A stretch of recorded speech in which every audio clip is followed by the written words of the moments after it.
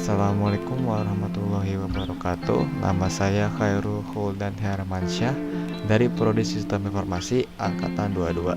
Di sini saya akan menjelaskan bagaimana cara membuat login menggunakan aplikasi Android Studio. Di sini saya akan memulai dari bagian activity main.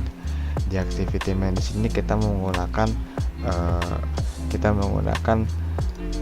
plain text dengan ID input user, di mana user akan menginput username di sini, lalu password dengan ID input password, di mana username akan menginput passwordnya, lalu kita menggunakan button yaitu button login dengan ID btn login ya, di mana setelah user menginput username dan password, username akan melakukan login di sini.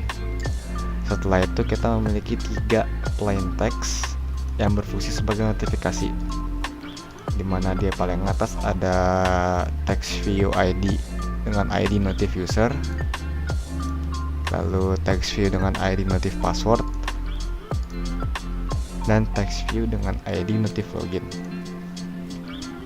Setelah ini semua, kita akan beralih ke bagian main activity, di mana di sini ada bagian import, di mana biasanya Android Studio akan mengimport secara otomatis, namun jika tidak kita bisa mengimport sendiri secara manual. Lalu di bawah sini ada bagian variabel, di mana kita membuat variabel tersebut.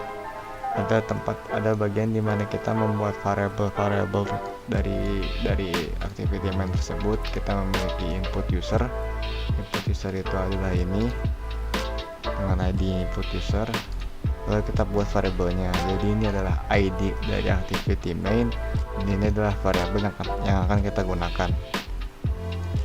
Dan dari semua ini kita bisa melakukan checking input username. Kita akan mengecek input username yang diinput oleh user. Di sini kita mengambil variabel input user yang di sini. Kita mengambil teksnya, lalu kita jadikan string, yaitu string username. Dari variabel string username ini kita bisa melakukan if else. Jika username equals dengan Khairul, maka notif user yang ada di atas ini, notif user yang ada di atas username ini akan di-set text menjadi username Anda terdeteksi.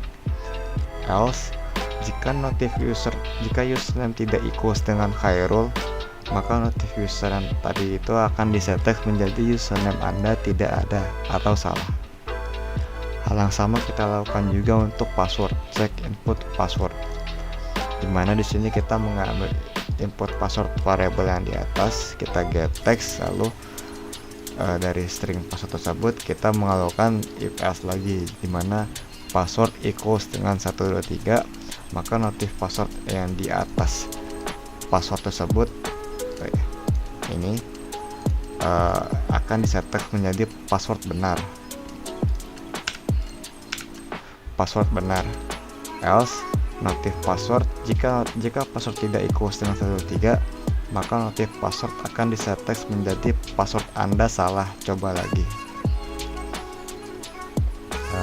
Yang terakhir ini untuk button login, dimana kita mengecek login kita benar atau salah saat user menekan tombol login. Di bagian ini kita mengambil input user dan input password, lalu dijadikan sebuah variabel username dan password. Lalu dari 2 variabel tersebut kita menggunakan if else, di mana username equals Khairul dan password equals 123. Jika 2 itu sama, maka notif login akan di-set text menjadi login berhasil. Else, jika salah satu dari 2 ini ada yang berbeda, maka notif login akan di-set text menjadi login gagal. Untuk bagian runnya kita akan coba sebagai berikut.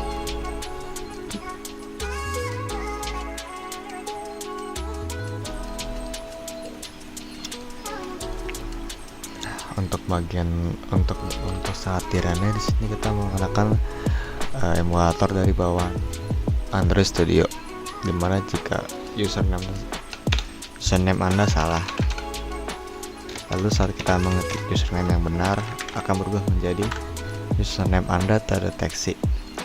Sama halnya dengan password, jika kita mengetik password yang salah, maka password Anda salah, coba lagi.